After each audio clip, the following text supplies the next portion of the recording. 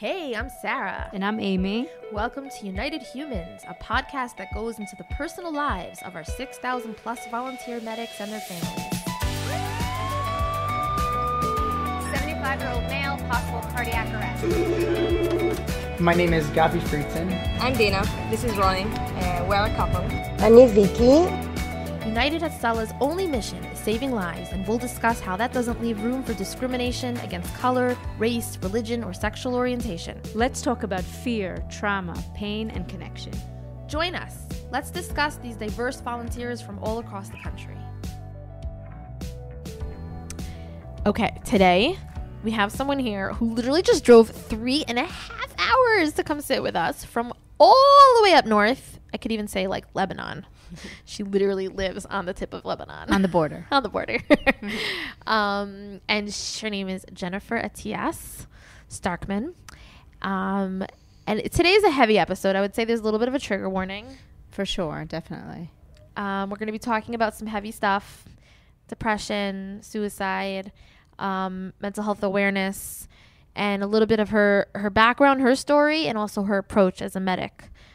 She has some extremely important things to share with the community at large. She's so brave, and you really take so much from her at the end, and how she took such tragedy into doing good and helping people, and in kind of a short amount of time, actually. Very, very. I mean, she's really such an example of someone who took the pain and took the suffering and just turned it into good. She's just an incredible person.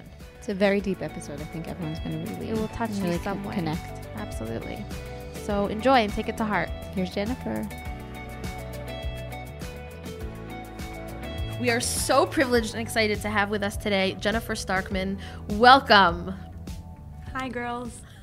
Welcome. Thank you. We're so grateful. You drove, 3 hours to get here today? 3.5 hours. 3.5 hours. Yeah. Unbelievable. Thank you so much. So there's so much we want to talk about today. Let's start by just introducing yourself a little bit. I mean, I know, but the world doesn't. So where are you from? When did you make Aliyah? How long you've been with United Hatzalah? Okay. So I'm Jennifer. I was born in Honduras. I came to Israel in 2002, and I live up north.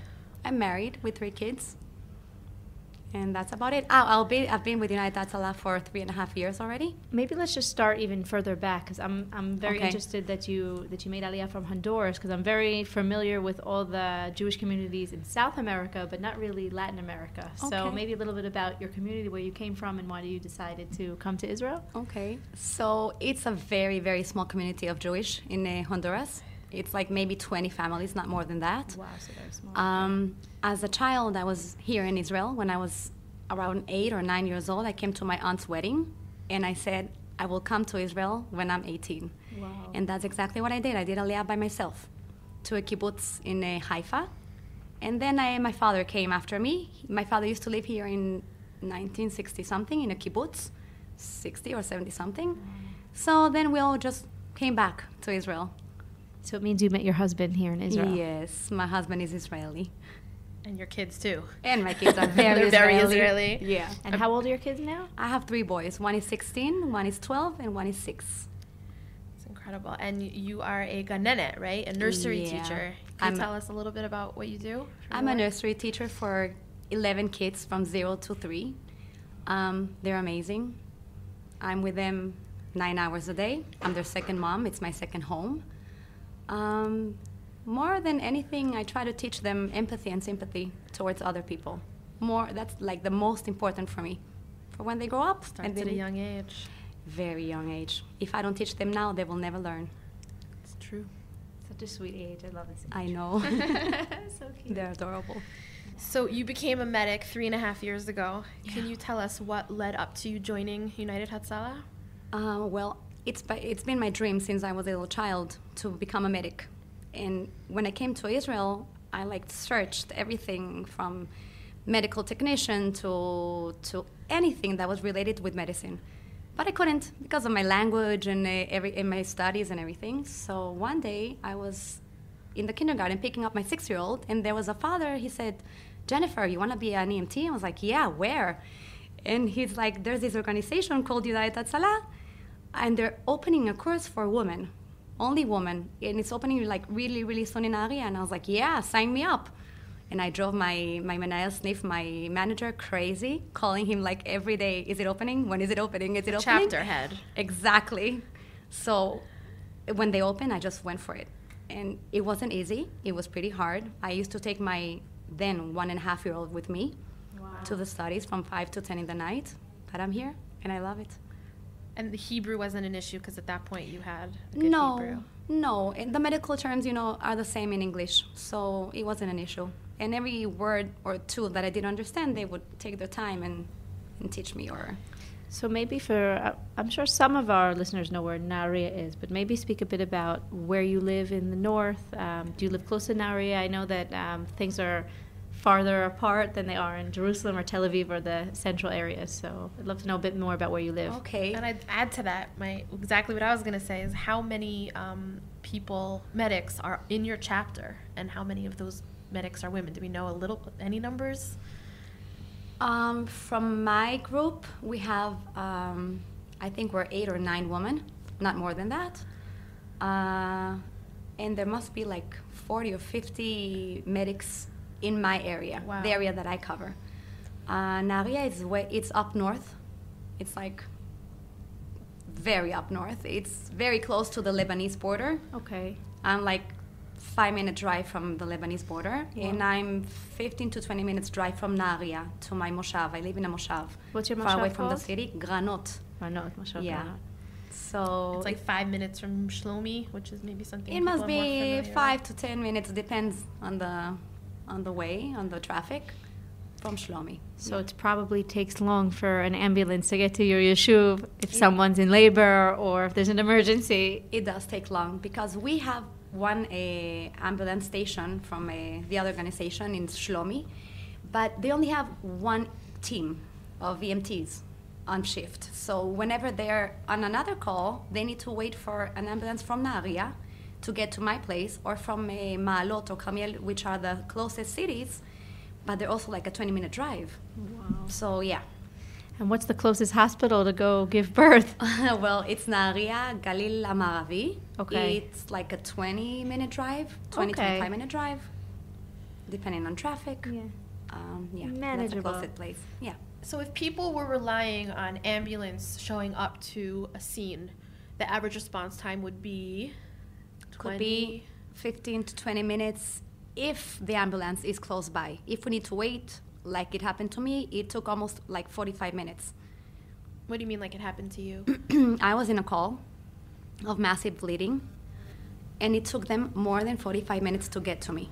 So the ambulance wasn't close by. They sent an ambulance from Ma'alot, and it was almost an hour with the woman bleeding. Yeah. So when you show up, your average response time is average 3 minutes, not more. Yeah, that's my area too.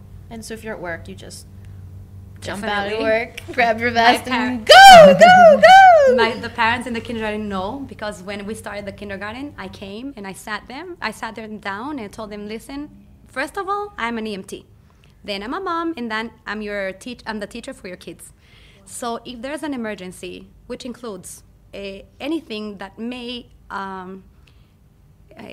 put the people at risk of dying, like choking or something related to the heart or whatever, or a car crash, I'm going. So just for you guys to know, there's 2 people staying with the kids, I'm leaving. So I was recently in Jen's gun with her, and it was awesome to see her in action with these amazing kids, and she got a call. And watching her jump over the wall was in her like high heel shoes, which we're not going to talk about why she's wearing high heels to Gon, but that's a whole nother podcast about fashion. But it was really remarkable to just watch all the kids, like, there she goes, super gonna. Speaking about fashion, I love your earrings that you're wearing. Thank you. Yeah, I Thank can't you really so explain much. these gold, intricate designs. Thank you To so have her much. back to discuss design and hair design. Yeah. So you're the two, I guess, sayat who work with you have to be really strong to handle that. Yeah. You probably speak with them a lot about what to do when you're not there. You could be gone, if it's a CPR or a car accident, could be gone a long time. So how are they working with you on that? Well, when I get a call, I just scream at them, girls, I'm not here. You need to be with the kids. I have a call, a car crash. okay, I'll be back soon. You cook, you clean, you be with the kids. You know, I give them the instructions. As soon as I'm running with my shoes in my hands through the door, so I'm just screaming and yelling at them. You need to do this, this, and this. And when I come back, everything's perfect. Wow. We've been together for 3 years, so they understand my passion. And the parents must be so relieved that they have someone in the gun itself who can handle any emergency that could happen, Exactly. which is obviously a parent's scariest scenario. So that's amazing. We had one time a grandma run into the kindergarten. She said, Jennifer, get your equipment right now. We have it was my nephew, her nephew. He was like 30. And something's wrong with him. He's not responding. I was like, well, we're just 2 now. He said, go, I'm staying here. So I just took my bag and I ran to him, and he was having a heart-related problem. So I was there like for around 15 to 20 minutes until the ambulance from the army, because we're so close to the army, they came with a paramedic and they took him. But I had to treat him for like 20, 25 minutes. GPS-wise, you're so close to Lebanon. Do you ever get a call in like Beirut? No, not yet. Not yet. Just kidding. Well, maybe a little bit. So one of the main things that we wanted to talk to you about today, and really the focus of why we are so honored that you're here, with every guest that we've had, we've kind of focused in on one specific topic. And something that we discuss a lot as I've gotten to know you over the last few months, which has been an absolute privilege to have gotten to know you and befriend you, is your involvement in mental health. And first of all, you have a very big story and a very emotional, difficult story. And then you've added pieces to the story over the last few weeks and months as I've gotten to know you, which I wasn't even aware of. So I'm going to let you take it from here in terms of telling it in the order that you want to tell it, and then we'll take it from there. Okay. So I'm 36. No, I'm sorry. I'm 39. Wishful thinking, folks. I'm 39, and I have a small brother, a baby brother, who's 31, which I lost 17 months ago to suicide. It was completely unexpected, completely unaware of him being depressed to that extent or at all. And it's been a very emotional year and a half. I was the one to get called to his apartment. I was the one to call my EMTs, my fellow EMTs from Untitled to come up. And I was the one to break the news to my parents and my kids.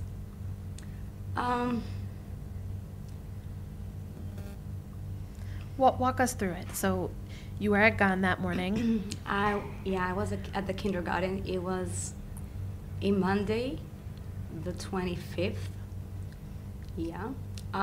So I got a call from my mom around 11:30 in the morning. We were just sitting down to eat with the kids, lunch. And she was like, Jennifer, something's wrong with your brother. He's not answering the phone. He hasn't been to work. Something's wrong. I was like, Mom, he's probably just not answering. Probably he's busy. You know, sometimes he doesn't want to answer his phone. And she said, no, something's wrong. So as soon as I hung up with her, I got a call from a police station. And they were like, I was like, yeah, is everything okay? And he's like, well, if you're answering, I don't know. I'm like, okay, what's going on? He said, listen, the security guy from the place that your brother works at is here. He hasn't showed up to work. And he's not answering his phone or his door. So I was like, okay. Immediately I understood that something was wrong. I called one of my friends from Untitled that she lives close by. And I told her, Liat, get there as soon as possible. I'm on my way. And my husband is on his way. So it took me like 15 minutes, 20 minutes to get there. And as soon as I got there, I just started to see people, a lot of EMTs running in and out. And they were like, come. I was like, no, I can't go up. It's my brother. What? It's your brother? And this? And yeah. These were your co-volunteers. My co-volunteers, yeah. So I sat there, and my friend wasn't coming down. Now she's been volunteering with the Chevrat Kadisha for a long time. So she understood immediately because of the smell that something was not okay. So I was downstairs, and I just kept running back and forth down the street, trying to pray that it was not what I was thinking about. And then the firefighters came in. They had to bring down the door. So when I saw them going up, I just lost it, and I just lay down on a bench with my head towards like the exit from the building. And I had to turn on the oxygen for myself because I couldn't allow myself to pass out because I had to take care of things, tell my parents. So I remember putting my mask on, turning on the oxygen, and then my husband coming down, and I was telling him, tell me the truth. You know something's going on. He's like, no, all good. Everything's okay. You tell him you're lying to me. And then I remember hearing the footsteps, and my husband going like this and saying, is he there? He's not there. He's there. He went like this, and I immediately jumped up. And as I jumped up, Liat was there already, my friend, my coworker, my co-EMT. And she just held my face. And she said, I'm sorry, he's gone. So I just lost it, like for a couple of minutes. And I remember myself screaming that he left me alone because I don't have any more siblings. He was my only sibling. So I lost it for a couple of minutes and then was like, okay, I need to get it together because I need to break the news to my parents. And I need to fix now the funeral. And I need to take him down to the morgue. And we need to fix everything now. So I just got it together and I sat with the police for hours and hours. And I remember giving my DNA to the police and just getting home around 6 or 7 p.m. And I know he was gone. I didn't know how he was gone yet. The police kept coming down. They kept telling me, there's this notebook. Can you read the notebook? It's in Spanish. I said, no, get away from me. I don't want to know anything. So they called a policeman that spoke Spanish, and they read him the letter.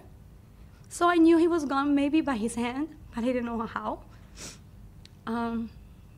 So I got home. Leah drove me home because my husband had to drive to my parents and tell them. And I just got the kids together and said, I'm so sorry, your uncle is gone. And they were crying and screaming, and they were like, what happened? I said, I really don't know yet. We'll know later on. So Leah got them to shower because I wasn't in my right mind. We got everything together, and around 9 or 10 in the evening, one of my EMTs came, and he told me how he had passed. So I just lost it again. I couldn't see my parents or talk to them until around 12 or 1 in the morning that night. I just sat down and I was like, how do I go to my parents? How do I see my mom? What do I tell them? So I decided that I had to go because I had to go. So I left. I went with my eldest. We drove down to Nahariya, and I just sat there. I just hugged them, and I sat there, and I couldn't talk. I had nothing to say. And the other 2 days are just, a blur. He was down in the morgue for 2 days. He had passed from Saturday the 23rd, and he was found only on May 25th. So it was 2 days. So we couldn't really say goodbye. He was just here and gone the next day, and we couldn't say goodbye to him, couldn't see him. And then came the burial 2 days later. I couldn't make it to bring him down to the ground. I stayed outside of the cemetery. And it's just a blur, Shiva, people coming in and out. We're screaming and not understanding why. We're trying to read the letter, and I don't want to read the letter because I'm scared to read the letter. And then I finally did. And he wrote, like specifically for every child of mine, how special they were, what they did for him, how much he loved them, and to my husband, and to my mom, like everyone specifically. And he said in the last words that we were the best family he could ever ask for, and that he was sorry and that he loved us all. I can't remember a lot of that letter. I just read it one time. I'm not ready to read it again. And that's about it. That's my story. Are you comfortable sharing with us how he passed? Yes. He passed by hanging. No, so I've heard this story now a few times, and every time I hear it, it's like the first time I'm hearing it, and that's as an outsider. So I can't imagine being the person who's having to tell it over and over and reliving it.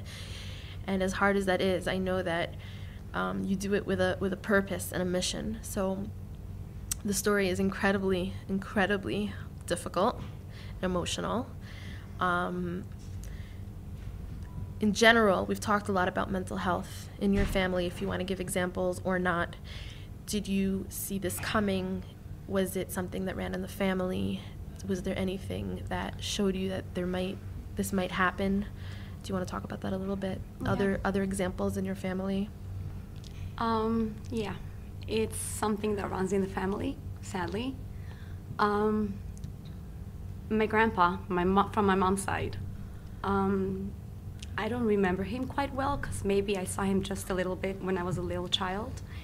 But the stories I hear, he was really good-looking, handsome doctor. Spanish doctor. A Spanish doctor, yeah. And he had these big blue-green eyes from the pictures that I see. My mom didn't grow up with him, but I think he was around 89 or 90. I think my brother was really, really young. I heard that he shot himself and he passed away. So I don't remember the details. I just remember my mom laying down and she was crying, I want my daddy, but I don't remember going to his funeral. I don't remember details. Like I overheard them here and there. In Honduras. In Honduras. Then when I was 12 or 13, my mom, I grew up with my mom. She wasn't really there emotionally, okay? She grew up with her aunt. She didn't grow up with her mother. And she wasn't there available so much. So she would have her Valium and all these things going on. And I remember this time where my dad and my brother went down to a bar mitzvah of my cousin, but we had a fight before with my mom, so she didn't let me go to the bar mitzvah. I was like, okay. And we stayed alone for Friday, Saturday, and Sunday, and she was acting all weird. And we didn't have cell phones then, so I didn't know who to call. And she was like, go buy me there's a little Marcolet, little store from the neighborhood, go buy me some razors. I was like, what for? Like, okay, so I understand something was not okay, but then I went, and then I said, no, I didn't find them, there wasn't any there. So I remember my father coming back in the evening on Sunday, and my brother going to sleep, and me and my father were watching a TV show, and then it finished, and my dad said, go say goodnight to your mom. I was like, okay, no, I'm going to go down. So I went down the hallway, and her door was to the right. So I opened the door, and I remember her sitting in between the bed and the wall, and everything was blood. She was cutting her veins. And she was like sitting down, she was just looking at me, was like, is it enough, or are you okay, or like. So I remember just going back to the hallway and sitting down on the floor, and my father was like, what's going on, and I'm not answering. So he's opening the door, and I just heard him scream, Giovanna, again? I was like, again? What do you mean again? So they immediately called my aunts. I come from a family of pharmaceuticals and nurses and doctors, and they called one of the nurses, and she came, and she wrapped her hands just to stop the bleeding, and I heard her say that one more cut and she would have been gone. Like it wouldn't come in that second. So I remember my grandma driving 4 hours to come stay with us, and she was really mad at my mom.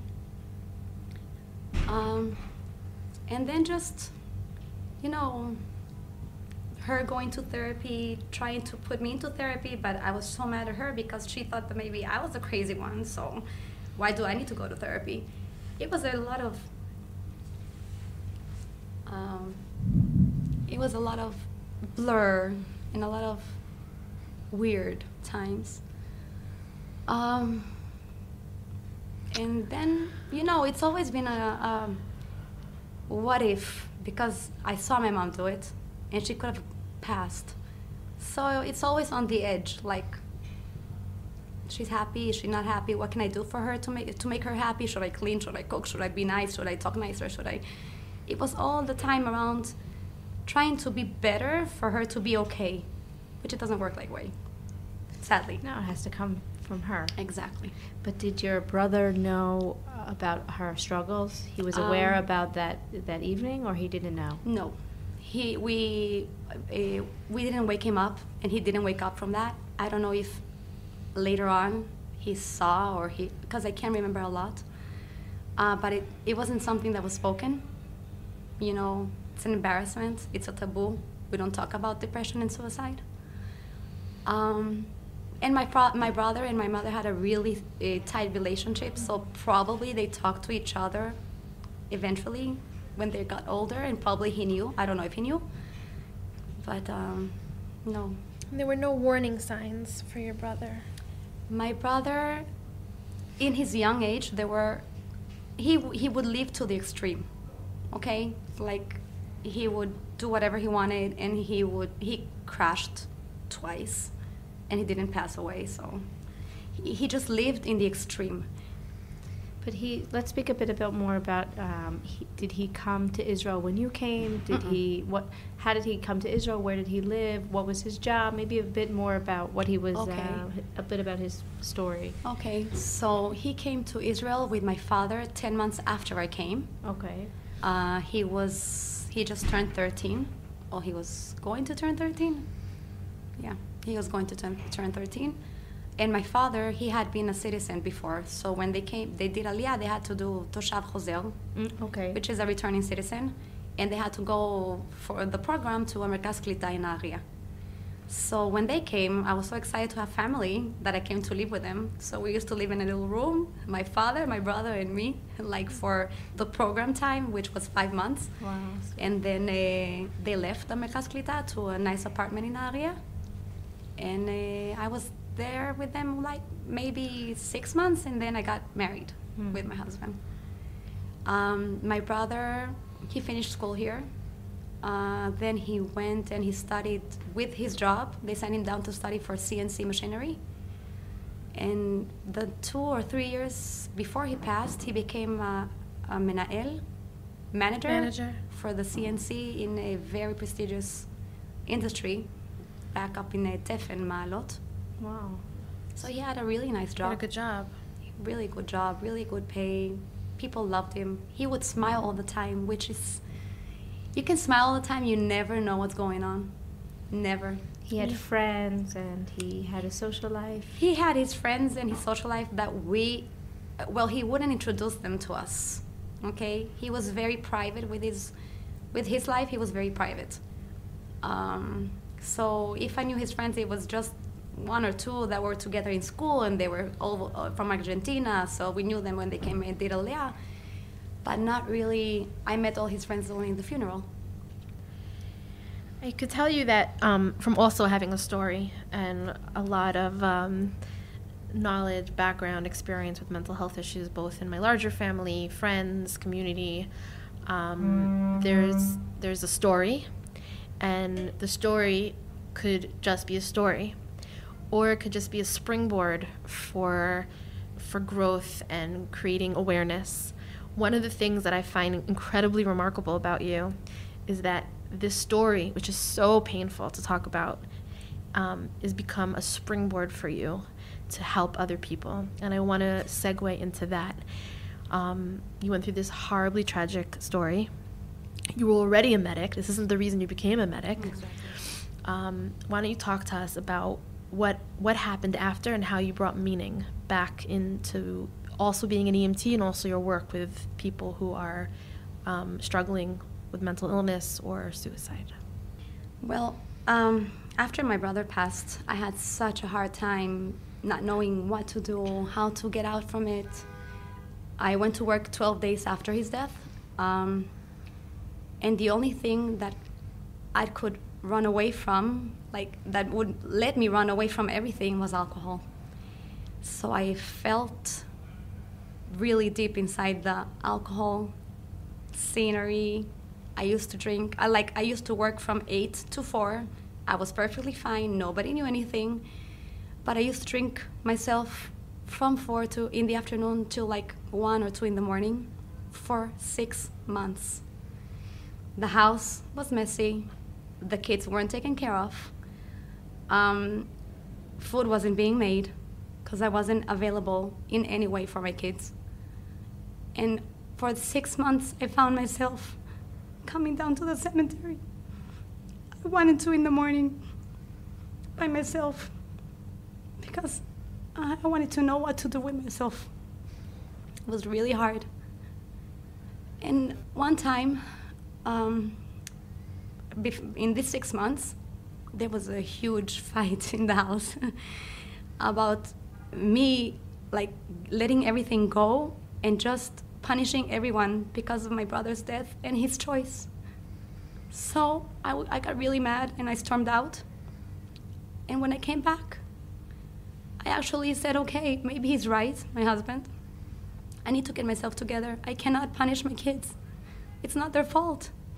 So I have 2 options. I either keep on with this and I break all the family, or I get up and I do something about it. So I was in touch with one of the EMTs from here, from Jerusalem. He's in charge, or he's some part of the trauma unit. Psychotrauma crisis and response unit. Exactly. And I told him, my brother's death wasn't in vain. I'm getting better, and I'm getting it together, and we're going to do something about it. And then I called him up and he said, listen, I have an idea. Let's open a Facebook page for mental health awareness, because I am in this mental health awareness in the States, but I haven't found a group here in Israel. So we opened it up in his name. And I've had 2 people that I've saved already from that group. They know my brother's story. Every time I write to my brother, I share it with them so they understand the pain that families go through for those that haven't experienced it, and I hope they won't experience it either. And for those that are having a hard time, to understand that the pain is just passed to someone else. It's not really gone when they're gone. And I had 2 people reach up, because it's very hard for them to talk, even though it's anonymous and everything. And there's one really special person in this group that he was hanging in life and death, almost. And I got a hold of him. And his sister answered the phone, and she was like hysterical. What did he take? What did he take? And I was like, I know what he took. Called the EMTs immediately, paramedics. So when they finally got there and they treated him and everything, I called him. And he answered his phone, and I was just crying. I told him, listen, you have kids. You can't do this to your kids or to your family, to your brothers or to your sisters. And he just got up and he said, I'm so sorry. I cannot put you through this again after what you are to me and what you mean to me. And he's going to therapy. Wow. He's taking his meds. He's even been in my house for dinner. And wow. It's just a process, every day. How are you doing? How are you? We become really close. If it's in the middle of the night, somebody has an emergency, they just call me up. They know I'm there. Even if I'm tired or I'm sick or I'm sleeping, I'm there. I don't want any other family to go through what I've been through. It's incredible. So this is all work having nothing to do with United Hatzalah. This is on your own. Yes. And volunteering. But in terms of your volunteer work with United Hatzalah, I'd love to hear, you had said to me the famous quote that we've been quoting ever since. I'll let you say it. You know what I'm talking about? She's looking at me like, what are you talking about? You said that when you got into your first ambulance shift after your brother passed. I don't want to say it. It's your words. Go for it. Yes. I went to my first ambulance shift after the Shiva. And I told the ambulance driver, sorry. I'm going to cry all the time. Take your time. I told him that I'm going to try my best to save someone this day, because I wasn't able to save my brother. That's what I told him. And you've been saving people ever since. I've been trying my best to save them, yes. Right. Do you think the pandemic and everything that's happened had something to do with your story and other people's stories, people that you're helping now, if that's comfortable for you to talk about? Well, my brother, he was very hysterical about Corona. and he just experienced the first Lockdown. the first lockdown. He only experienced the first one. Even before the vaccines and everything, he used to go with his mask on. He wouldn't touch anything. He wouldn't go into my parents' house to take care of them. Even though he was working, he was pretty hysterical about it. I think he had a lot to do with it because he was just like from work, home, work, and everything was over the top. Like going to the supermarket, it was a struggle, and I think it did have an influence. He actually did go to work. He wasn't working from home. And exactly. He was a person that had to go to work every day. Yeah, he was an essential worker. Essential worker. But still, they would sit him down. He would call me, and he said, Jenny, again, we're sitting outside, like 2 meters from chair to chair, and they were sitting outside to eat. He was like, I can't with this. It sucks. I don't want to have it anymore. But I do think it was a factor with everything else.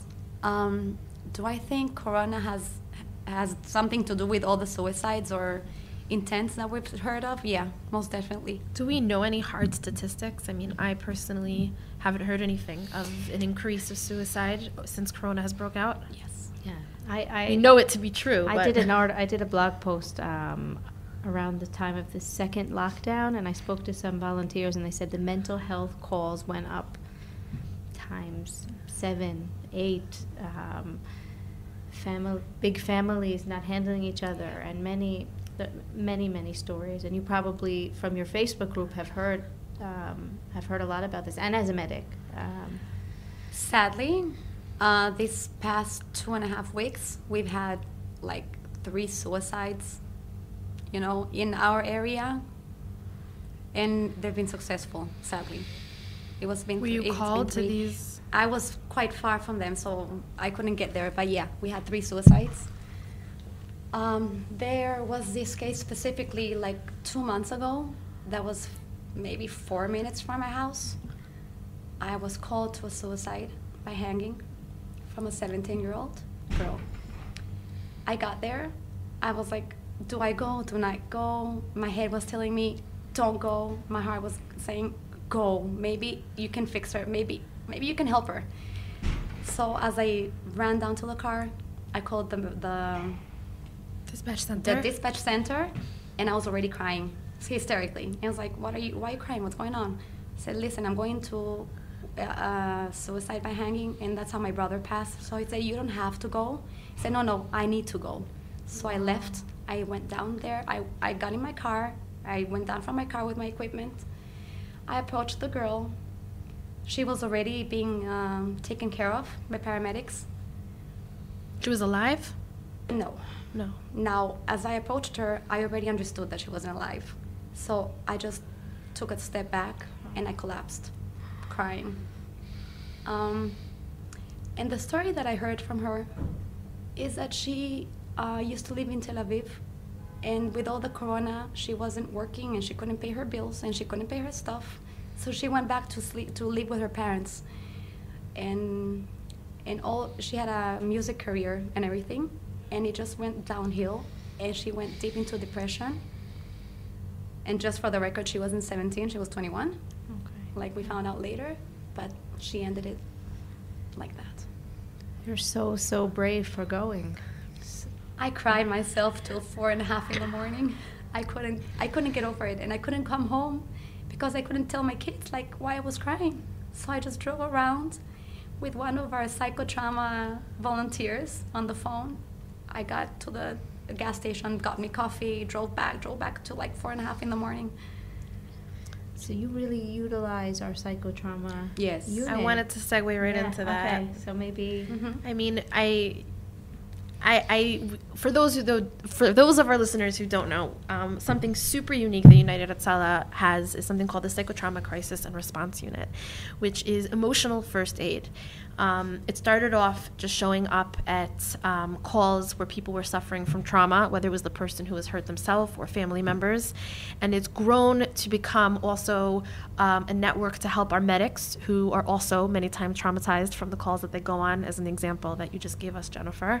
It's even extended to outreach internationally for surf. When we went recently to Surfside, Miami, when the building collapsed, and we sent a mission there.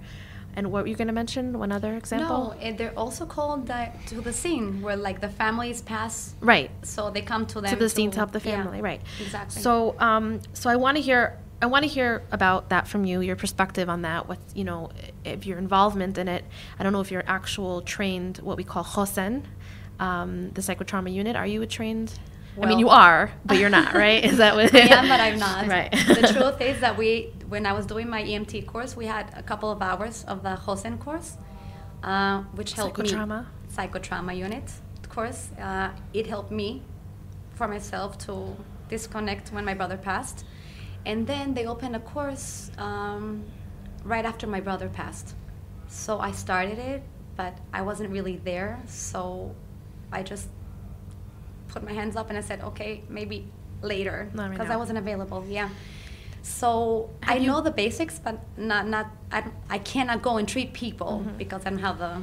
So do you have an example of calls that you've been on where either it was a mental health issue and that was the call, or that it was accompanied with, I know that you shared a story with me about a woman who had just buried her daughter, and even though it was a medical issue, it was very intertwined with a woman that had just buried her daughter or her son, and the following day she had a medical emergency. Oh, okay, yeah. The same day. Yeah. Or another example. Well, I have a couple of them. This lady, she lived in a kfar, in an Arabic Like a village. in a village, Arabic village, like 2 minutes from my house. And she was the mother of one of our ex-volunteers. And she just buried her daughter that day. So we got a call from a lady like around her 70s collapsing. And I got there immediately. I understood it was her already. So I said, okay, so she didn't eat probably, she didn't drink probably, and she's in stress. First thing I'm gonna check is sugar levels. It was down to 40. So, and she doesn't speak Hebrew. I was like, okay. She was opening her eyes, closing her eyes, and I had the glucogel already out, and I was trying to put it in her lips. And she was like trying to tell me stop, and I was just, she couldn't understand my language, so I was just like petting her face and said, sorry, sweetie, you just have to take your glucogel to be okay. Please, please help me. And she opened up her mouth a little bit more, and then I started to comfort her. And like 20 minutes later, Mada got there already, and she was almost dancing. But they had to take her down for a checkup. Sure. That was one of the calls. The other call I had was of Psychosis attack. I don't know episode. Psychosis episode. I had just finished my ambulance shift. I was getting home around 12 in the night, and I had to work the next day, 6 in the morning. Wow. And I was opening the gate to the car, the gate to the house, and then we get this call, psychotic episode. I was like, no, Jenny, you need to get up early. I said, no, I can't. I have to go, because it was just like a couple of months after my brother passed. So I said, you need to get there. So I drove. I was the first person to get there. And as soon as I got inside, I saw this gorgeous woman with beautiful blue eyes. She was just out of it. Like, she was talking to the walls and the ceilings, and she was counting numbers with her eyes closed on the fridge. She had an amazing burst of energy and adrenaline. She like took the whole frame of the door off the wall. And she sat me down with her, and she wouldn't let me go. She just held my hand, and she said, you're my angel, you're my angel. These elephants are telling me you're my angel. I was like, okay. So I just sat there, and I tried to calm her down. I asked her, do you want water? She said, yes, please. So I got her a glass of water. She took a sip, and then she threw it like this. And then police came, and then the ambulance came with paramedics. We had to give her 3 shots to make her fall asleep. No, she had a 2-year-old that she was only breastfed. So the father started to cry, and he said they can take her to a mental health unit because she's breastfeeding. Said, don't worry, I'm a kindergarten teacher. I'll run down to my kindergarten. This is almost like 3 in the morning. I said, I'll get you a bottle, I'll get you milk, I'll teach you how to do it. So I ran to the kindergarten. I came back. The lady was already sleeping. So I taught him how to do it. He just cried and I cried. And it was very emotional for me. So I actually reached out to him the next day to see if everything was okay. And I had to go back to a super farm to buy the milk and the bottle for the kid that I took from kindergarten. And one day, like 3 months after that, I was leaving the kindergarten and I saw this gorgeous blonde, blue-eyed lady coming through my same, catwalk. Yeah. And I'm like, hey, is it you? And she said, I'm sorry. I said, I'm from Untitled. And she just started to cry. She said, my angel in orange. Yeah. My angel in orange. So she knew immediately. So we've been in touch since then. Wow. And she's doing okay? She's doing okay. It's pretty much a taboo for her. She's very embarrassed. She doesn't want to talk about it with other people. But we do get together. We do have coffee. And I check on her once in a while. And would you say that the services for helping mental health in Israel are okay? I've heard that I used to see a lot of advertisements, let's say 8-9 months after Corona, asking people through all the health services if they need to speak to someone on the phone, or it seemed as if it became more available, but you would know better. Listen, I think there's a big problem with the mental health service here in Israel. First of all, if someone's really depressed, they're not going to ask for help.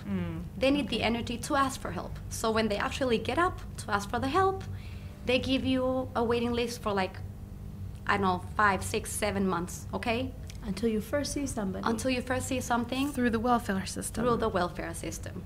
Now, not only if you see something through the welfare system, which to my understanding is written afterwards on the public record, which Correct. A lot of people don't want to do it because they don't want to jeopardize their job or their license, or their future. Going in the army. Exactly. Them joining the army. So it's like get help, but then you're not going to help somewhere else. In my If I could just interject also, yeah. the religious community is very, very nervous about that. So that takes the whole religious community at large who aren't... at risk. Yeah, we're at risk and won't go to the government because they don't want it on record. I had no idea that it was on record. Yes. Sorry, continue. My doctor did tell me if you do it, it's going to be in your license and your record, and everybody, you're going to go to a job interview and they need to know. So, yeah. So you avoid that. Even though that if I would have gone, I know the United States understands my case, and my work understands my case, but still, Sure, eventually. Of course. Yeah. So you either have two options. It's going to be on public record, or you need to have a lot of money to pay it privately. Very expensive. So yes, I did go to SOS psychology. Psychology. Is that an organization? Or? No. Okay. It's an SOS. It's a private psychologist. I used to pay 350 shekels from my pocket because he has no help from anyone else for 45 minutes. Wow. So I did the SOS. It was about That's $5 about or $6 $100 for exactly. Yeah. Okay. For 45 minutes, and then I stopped it. And now I have a free post-trauma therapy, anonymous. Okay, it's just a new project that came in for Clalit for the HMO. Yeah. So now there is some anonymous therapy through the government services? It's very new. I don't know how much known it is. Okay. I just found it by mistake. So I actually have done a lot of research on this, more than I'm actually open about in general. But there is definitely a lack. I agree with you 100%. We are, my mother always says, for the most innovative country in the world, we are so old school. We are so third world country in some areas. And this is one of them. We are definitely behind in terms of where we should be, especially considering, we have one of the highest rates of car accidents and terrorism. So you would think, right? That being said, there is definitely movement, and we have to acknowledge that both from the side of the Ministry of Health and from private organizations as well. The one thing I will say that exists in between paying private and getting free and having to wait 6 months is that there are programs where you pay and then you get what they call hechserim, where they give you back, not the full amount, but you can get 50 or 60% back. So that's a program that's definitely growing. So you're paying, you're going a private person, but you do get reimbursed. There's also lots of organizations out there who are trying to help and trying to create awareness, and there's definitely movement, but we're behind. Very much. And it takes someone like you. I mean, it's really, when you talk about taboo, I think that, you know, each person who has a story, if it's their story, then they're able to tell their story. That's their choice. If it's someone else's, not necessarily. It's not their story to tell. But even when it is your story, it's so hard because of stigma and whether we want to acknowledge it or not. So I'm just sitting here going, you are so freaking brave to sit here and I mean, I can't. It's just so wild that you are so, it's so important to you to share this. Also in honor and in memory of your brother, which let's just take a moment to say that this podcast is in his memory, Ian Ben Boris. His neshama should have an aliyah, and his memory should be forever, forever engraved on every person that's helped, from Jennifer and all the people in her life. His memory will live on forever and ever and ever. He was so blessed to have a sister like you. But she knows that, and I know that he knows that. I want to just say that what you're doing is remarkable, because you're taking the tragedy and you're turning it into changing lives. And it's very clear that you're already doing that, but that I know that you're going to go really, really far with this. This is just the beginning. Stay tuned, folks, for Chapter 2. Well, what I want to know is if I feel like someone that I know is having a very hard time or could be depressed, or I'm not sure, what should I do, or what should any of our listeners do? Because in the podcast notes, we can put a few resources and links to different organizations and everything, but I'd love to hear from you, like what would be my next step if I have a family member who I think is having a hard time right now? What can we tell our listeners if they feel they don't know where to reach out? Both nationally and let's maybe discuss internationally if we... Personally, the first thing, if my brother's girlfriend saw him that he was so depressed, I would appreciate it for her to have told the immediate family. So immediate family could have done something about it, okay? That would be the first thing. The second step you should take is probably trying to understand what's going on with him.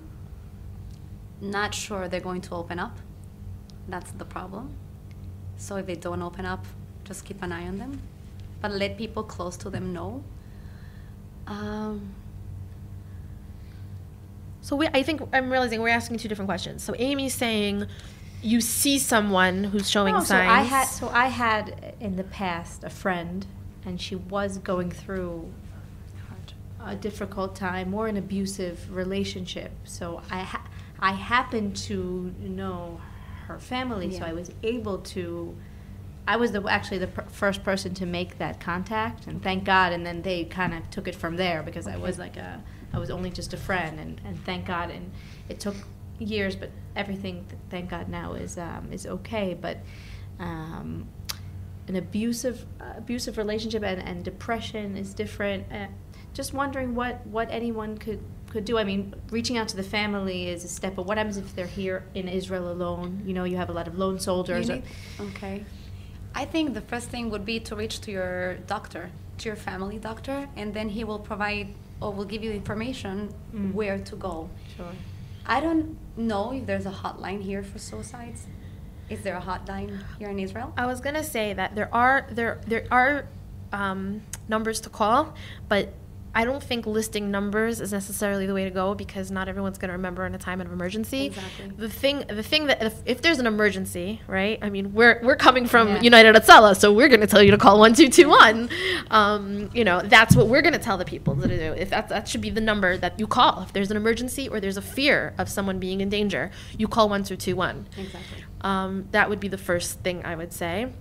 In terms of a hotline for abuse, I know that there's the Shalom Task Force in America, and they're really growing internationally. Whether they have a branch here in Israel, I'm not sure. The Revacha is definitely, the welfare department is definitely an address. But I think you're saying something deeper. You're saying, they might not necessarily start there.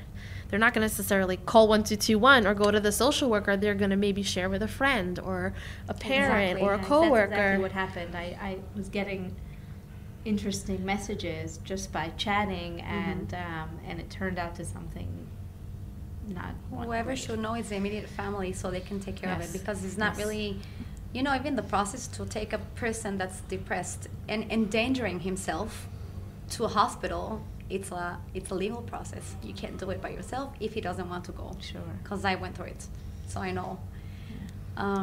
So it's just praying, telling a close family member, and obviously if you think that he has, I don't know, a gun to his head or a rope on his neck, you call emergency services and police immediately. Absolutely. And there are, we will list with this podcast other links and things that people can reach out to. I know there's an organization called Get Help Israel, which has become very popular. It's a resource to find a mental health provider, as well as tons of face groups online, like your face group. What's your Facebook group called if people wanted to join? It's called, it's in Hebrew. Oh, it's in Hebrew. Okay. But there's a little name for and I will say, it's called SOS. SOS. In Hebrew, it's written never. We'll write the link. Okay, that we'll write people the can link. access Yeah. it if they wanted to join that. It's also in English and in Hebrew, because I write a little bit weird in Hebrew. It's better in English. And there's also many other, there are free resources out there, just like the 12-step program. There's Al-Anon and Alateen, and these are free groups that are popping up all around the country in all languages for both addicts and their families, which obviously intertwines a lot with mental health. So there's definitely resources out there.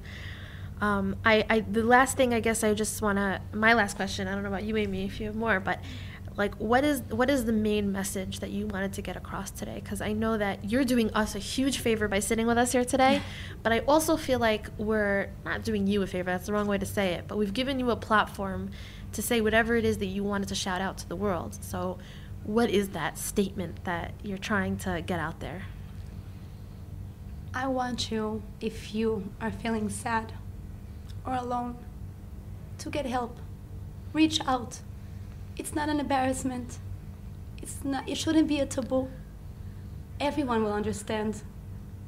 This doesn't spare kids or class, middle class or higher class or economic. It doesn't spare anyone. You can be black or white or Jew or Catholic or Arabic or a 9-year-old, that I've heard cases of 9-year-olds committing suicide, or an elderly person. There's someone that cares for you. Reach out. You shouldn't be embarrassed. So whatever, if the job doesn't like you because you are a little bit depressed, so who cares? It's your life. You have a long life to live. Any other job will take you. Reach out for help. You're not alone. You're not alone. You're needed and you're wanted. Everybody has someone who loves them. Exactly. Jennifer, I have no words. You are such a gem. You are such a light in this world. I have gained so much from befriending you over the last few months. I'm blown away by who you are. United Hatzalah is so incredibly lucky to have you as part of our family. And I just give you continued strength to raise your brother's, soul and his memory, and by helping others. And just thank you so much for sitting with us today. Thank you all. Thank you, all of you. You are my family. I am lucky to have met you guys. Thank you so much. I learned so much, and I'm so inspired. And you're really so brave that you've turned what has happened to you and your family around for good. And it's really not an easy thing to do. Thank you. Thank you so much for joining us, everybody. Thank you. Thank you so much for listening to the United Humans podcast. Share this with a friend, subscribe, and we already know you're going to leave us a positive review, so we'll just thank you now for that. Bye. Adios.